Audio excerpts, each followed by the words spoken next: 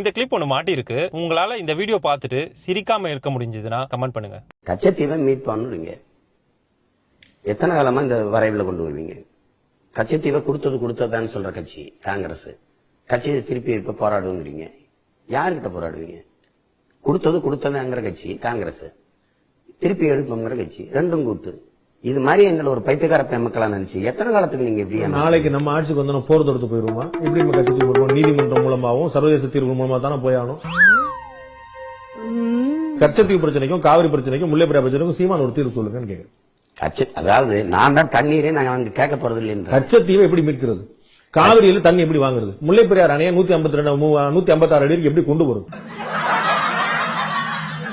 அதான் தம்பி, இந்த மாநிலங்கள்ல நீருங்கிறது அரசியலாக்கப்பட்டுட்ட பிறகு அதுல ஒரு தீர்வு காண முடியாது. தண்ணீரின் தேவையில நம்ம தண்ணீரை விட மாற்று வழி தீர்வு காண முடியாத பிரச்சனையா தான் இருக்குங்கிறத நீங்க உணர்ந்துகிட்டு இருக்கீங்க.